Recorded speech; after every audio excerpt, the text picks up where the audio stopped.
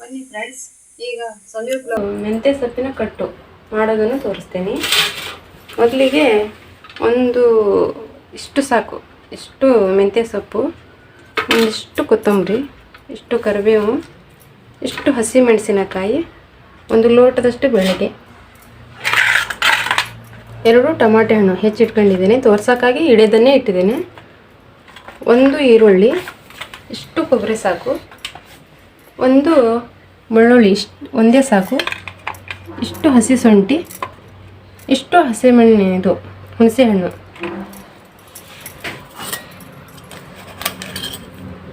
ಇಷ್ಟು ಜೀರಿಗೆ,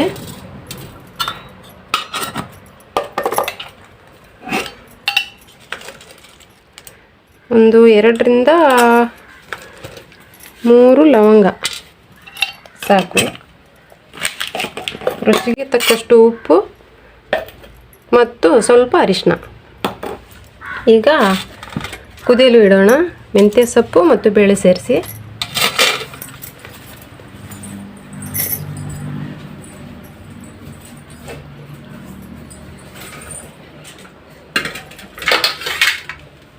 ನಾನು ತೋರಿಸಿದ್ನಲ್ಲ, ಇಷ್ಟು ಮೆಂತ್ಯ ಸೊಪ್ಪು, ಇಷ್ಟು ಬೇಳೆ, ಇವು ಮುಳುಗೋ ಅಷ್ಟು ನೀರು,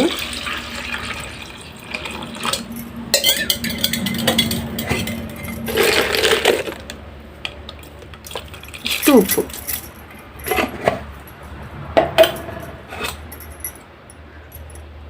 ಇಷ್ಟು ಅರಿಶಿನ.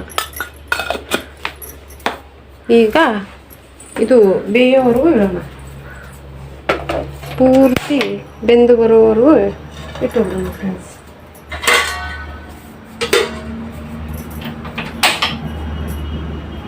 ಈಗ ಮಸಾಲೆಯನ್ನು ಹುರ್ಕೊಳ್ಳೋಣ.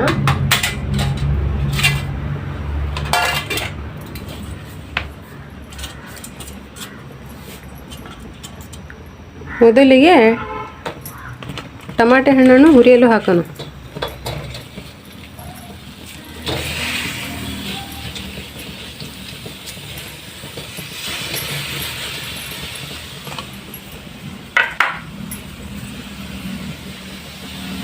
ಈಗ ಸ್ವಲ್ಪ ಎಣ್ಣೆ ಹಾಕಿ ಹುರಿಯಲಿಕ್ಕೆ ಎಣ್ಣೆ ಹಾಕೋಣ.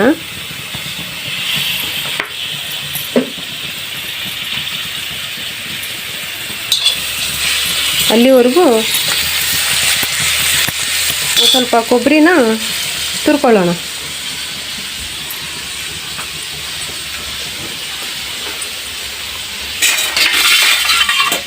ನೋಡಿ ಫ್ರೆಂಡ್ಸ್, ಇದರಲ್ಲಿ ಕೊಬ್ಬರಿ ತುರಿದ್ರೆ ಎಷ್ಟು ಚೆನ್ನಾಗುತ್ತೆ ಅಂದರೆ ನೀವೇ ನೋಡಿ ಎಷ್ಟು ಚೆನ್ನಾಗಿ ಬರುತ್ತೆ ಅಂತ.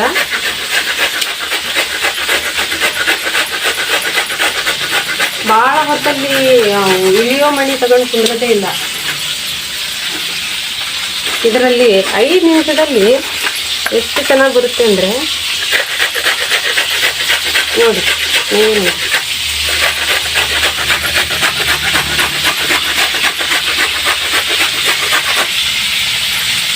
ನೋಡಿದ್ರೆ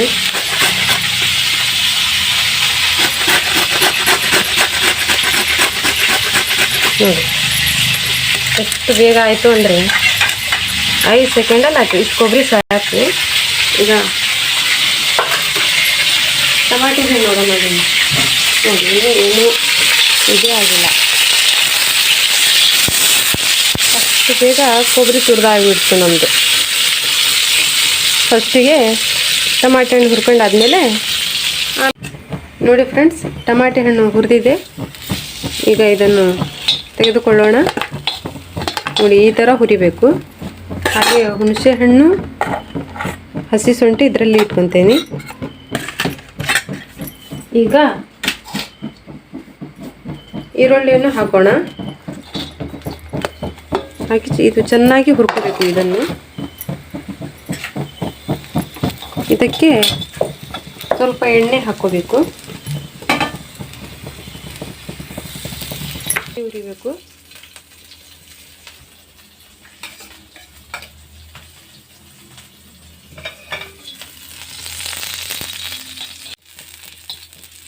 ನೋಡಿ ಈ ರೀತಿ ಹುರಿದಿದೆ. ತೆಗೆದುಕೊಳ್ಳೋಣ. ಈಗ ಕೊತ್ತಂಬರಿ ಸೊಪ್ಪು ಮತ್ತು ಕರಿಬೇವನ್ನು ಹುರಿದುಕೊಳ್ಳೋಣ.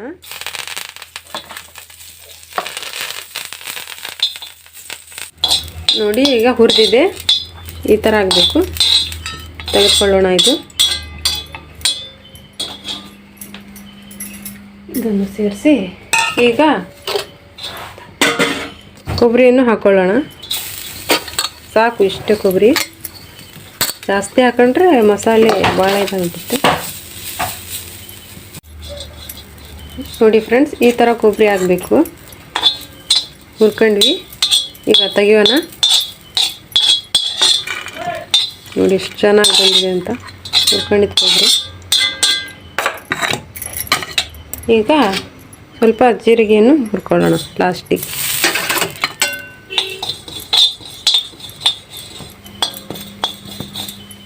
ಆಯಿತು. ಈಗ ಇದನ್ನು ತೆಗೆಯೋಣ.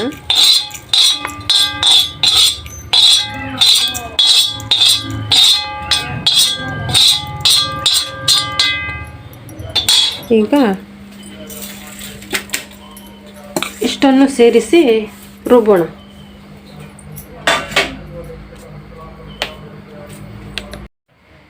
ನೋಡಿ ಫ್ರೆಂಡ್ಸ್, ಇದು ಎಲ್ಲ ಸೊಪ್ಪು ಬೆಂದಿದೆಯಲ್ಲ, ಇದನ್ನೆಲ್ಲ ತೆಗಿಬೇಕು. ಬರೀ ನೀರಲ್ಲೇ ಮಾಡಬೇಕು ಈ ಸಾಂಬಾರು. ತುಂಬ ಚೆನ್ನಾಗುತ್ತೆ. ಬರೀ ನೀರಿನ ಕಟ್ಟಿದ್ದು ಈ ಸೊಪ್ಪು ಬೇಳೆ ಎಲ್ಲ ತೆಗಿಬೇಕು ಇದರಿಂದ. ಇಲ್ಲ ಅಂದರೆ ಅದು ಕೈ ಬಂದುಬಿಡುತ್ತೆ ಸೊಪ್ಪು. ಇದೆಲ್ಲ ತೆಗಿಬೇಕು.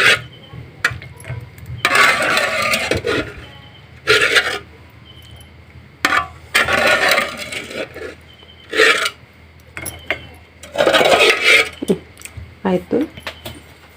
ಇದಕ್ಕೆ ಬೇಕಾದರೆ ಏನಾದರೂ ಪಲ್ಯಗಿಲ್ಲ ಮಾಡ್ಬೋದು ಬೇಕಾದರೆ.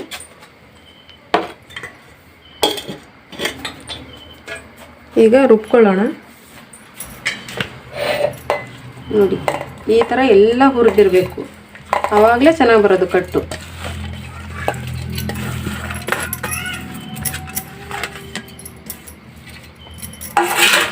ಸ್ವಲ್ಪ ನೀರು ಹಾಕ್ಕೊಂಡು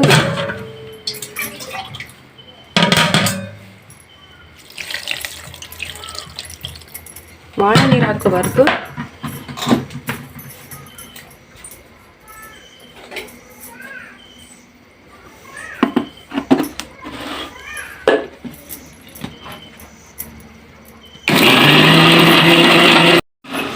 ಈಗ ಆಗಿದೆ.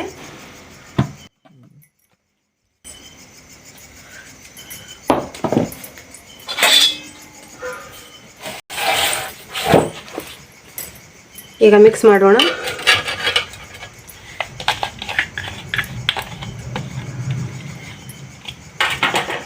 ನೋಡಿ ಎಷ್ಟು ಘಮ ಘಮ ಅಂತಿದೆ ಅನ್ನೋದು ಮಸಾಲೆನೇ ಇಷ್ಟು ಘಮ ಘಮ ಅಂತಿರುವಾಗ ಸಾಂಬಾರು ನೋಡ್ಬೇಕು ನೀವು. ಸಾಂಬಾರಲ್ಲ ಇದು ಕಟ್ಟು.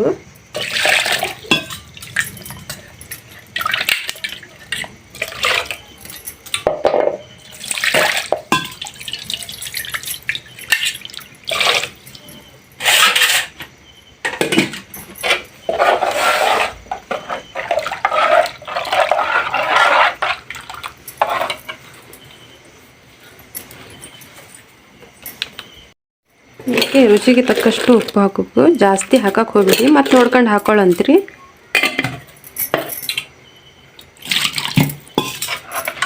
ಎಷ್ಟು ಬೇಕು ಅಷ್ಟನ್ನೇ ಮಾಡ್ಕೋಬೇಕು. ನಮಗೆ ಇದು 3 ಜನಕ್ಕೆ, ನಿಮಗೆ ಜಾಸ್ತಿ ಜನ ಇದ್ದರೆ ಜಾಸ್ತಿ ಮಾಡ್ಕೊಳ್ಳಿ.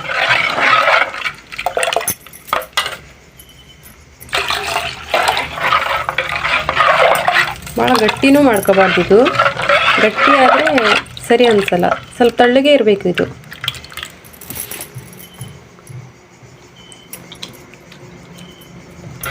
ಸೂಪರ್ ಆಗಿದೆ. ಇನ್ನೊಂದು ಸ್ವಲ್ಪ ನೀರು ಹಾಕೊಂತೀನಿ.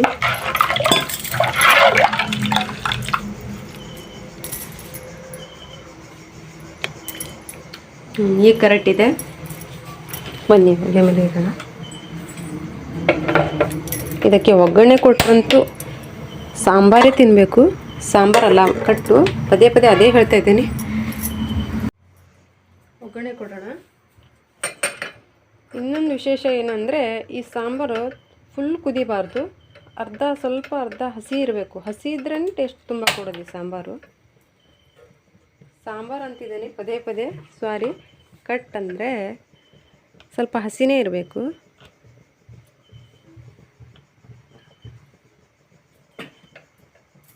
ಇದಕ್ಕೆ ಕರಿಬೇವಿನ ಒಗ್ಗರಣೆ ಕೊಡಬೇಕು.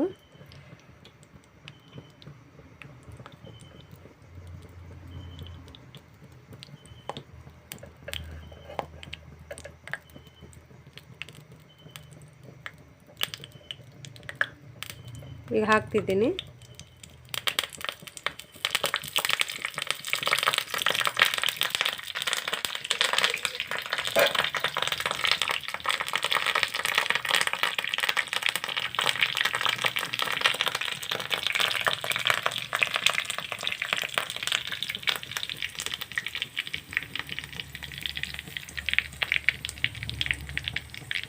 ಒಗ್ಗರಣೆ ರೆಡಿಯಾಗಿದೆ.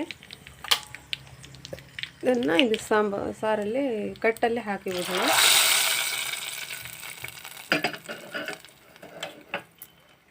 ಸ್ವಲ್ಪ ಕುದಿ ಬಂದ್ಬಿಟ್ಲೆ ಬಂದ್ ಮಾಡಿಬಿಡೋಣ. ಈ ಸೈಡಿಂದ ಆಮ್ಲೆಟ್ ಮಾಡುವ ರೀತಿಯನ್ನು ತೋರಿಸ್ಕೊಡ್ತೀನಿ.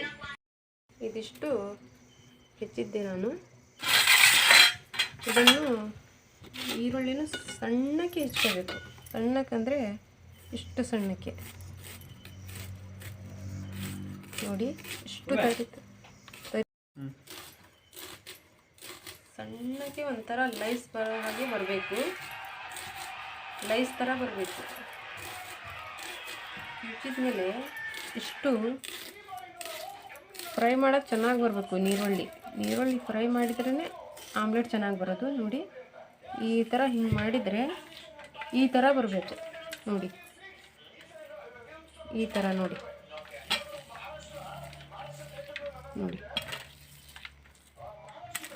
ಈ ಥರ ಲೈಸಾಗಿ ಬರಬೇಕು ಈರುಳ್ಳಿ.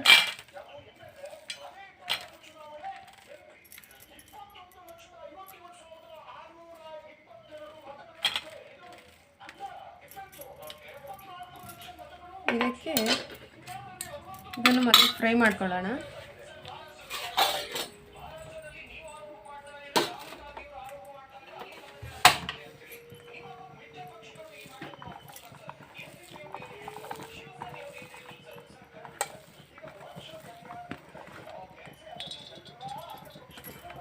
ಚೆನ್ನಾಗಿ ಫ್ರೈ ಆಗಬೇಕು. ಮೊಟ್ಟೆ ಆವಾಗಲೇ ಆಮ್ಲೆಟ್ ಭಾರಿ ರುಚಿಯಾಗಿರೋದು.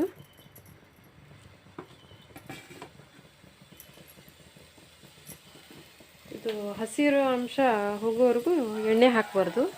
ಸ್ವಲ್ಪ ತೇವಾಂಶ ಹೋಗಬೇಕು.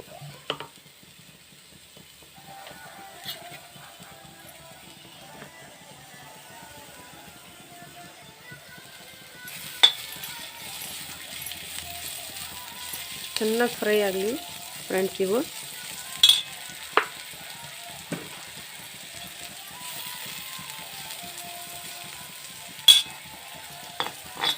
ಈ ಮೊಟ್ಟೆ ಆಮ್ಲೆಟ್ ಇದೆಯಲ್ಲ, ಈ ಥರ ಹುರಿದು ಮಾಡಿದರೆ ಭಾಳ ಟೇಸ್ಟ್ ಆಗುತ್ತೆ. ಬೇಕಾದರೆ ಹಾಕ್ಕೊಂಡು ತಿಂದು ನೋಡಿ ಒಂದಿನ. ಹೇಗಿದೆ ಅಂತ ಕಮೆಂಟ್ಸಲ್ಲಿ ತೋರಿಸಿ.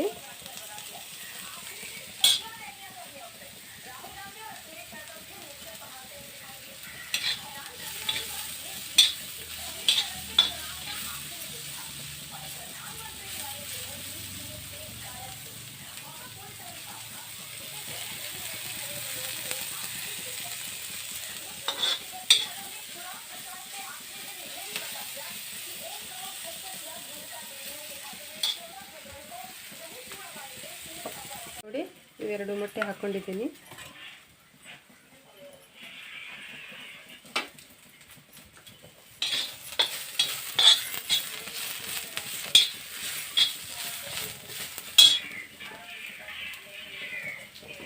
ಇದನ್ನು ಈ ರೀತಿ ತಿರ್ಸ್ಕೊಂಡು ಇಟ್ಕೋಬೇಕು.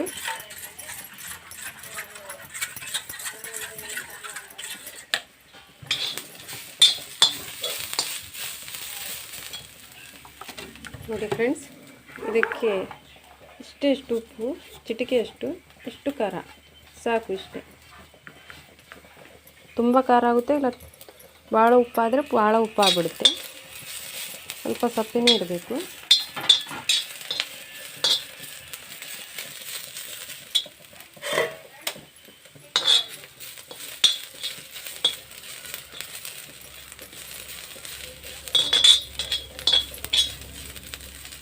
ನೋಡಿ, ಇದು ಚೆನ್ನಾಗಿ ಫ್ರೈ ಆಗಬೇಕಿದು ಈರುಳ್ಳಿ. ಅಲ್ಲಿವರೆಗೂ ಇದನ್ನು ಕಲಿಸ್ಕೊಳ್ಳೋಣ.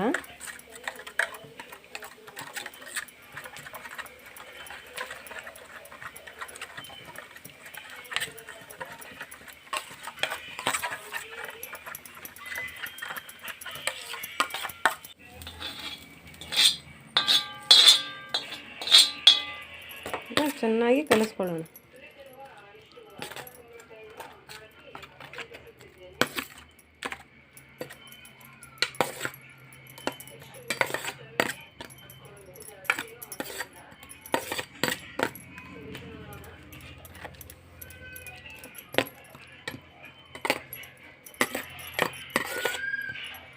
ನೋಡಿ, ಈ ಥರ ಕಲಿಸ್ಕೋಬೇಕು.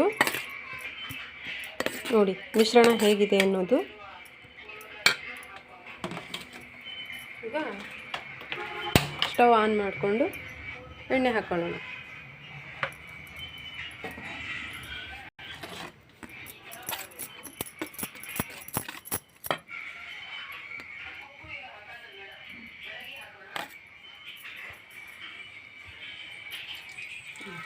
ಕಾದಿದೆ.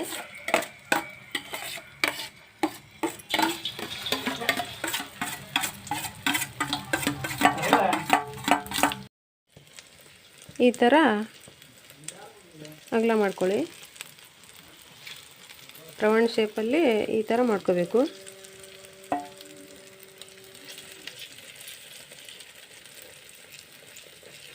ಇದರಲ್ಲಿ 2 ಆಮ್ಲೆಟ್ ಆದರೂ ಹಾಕ್ಕೋಬೋದು, ಇಲ್ಲ ಒಂದಾದರೂ ಮಾಡ್ಕೋಬೋದು. ದಪ್ಪ ಆದರೆ ಒಂದಾಗುತ್ತೆ, ತಳ್ಳಗಾದರೆ 2 ಆಗುತ್ತೆ. ಸಣ್ಣ ಉರಿ ಇಡಬೇಕು, ಸೌದೋಗುತ್ತೆ.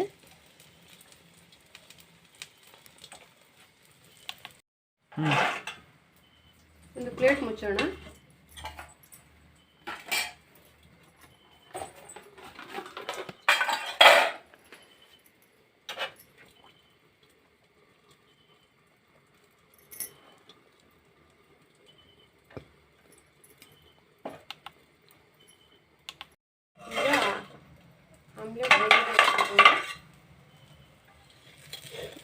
ಕೆಳಗಿನ ಭಾಗ ಬೆಂದಿದೆ.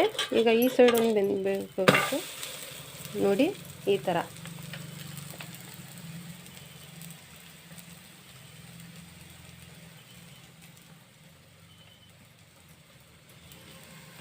ನೋಡಿ ಫ್ರೆಂಡ್ಸ್, ಈ ಥರ ಇನ್ನೊಂದು ಸ್ವಲ್ಪ ಹೊತ್ತು ಬೇಯಬೇಕು. ನನಗೆ ಸ್ವಲ್ಪ ಕನ್ನಡ ಉಚ್ಚಾರ ಸ್ಪಷ್ಟವಾಗಿಲ್ಲದ್ರೆ ಕ್ಷಮಿಸಿ, ನೀವು ಕಮೆಂಟ್ಸಲ್ಲಿ ತಿಳಿಸಿ, ನಾವು ತಿದ್ಕೊಳ್ತೀವಿ.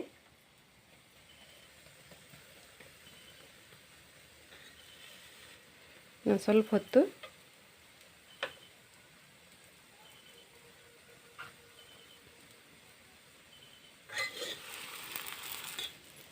ತುಂಬ ಉರಿ ಇಡಬಾರ್ದು, ಸೌದು ಹೋಗುತ್ತೆ.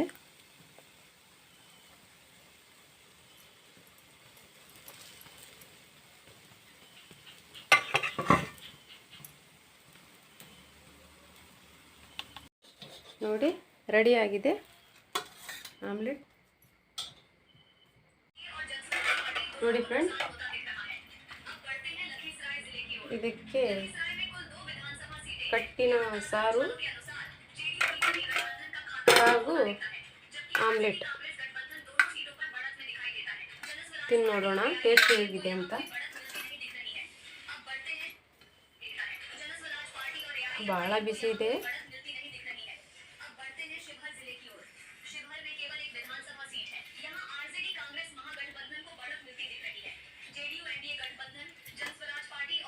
ಸೂಪರ್ ಆಗಿದೆ ಫ್ರೆಂಡ್ಸ್. ನೀವು ಮಾಡ್ಕೊಂಡು ತಿಂದು ನೋಡಿ, ಕಮೆಂಟ್ಸಲ್ಲಿ ತಿಳಿಸಿ.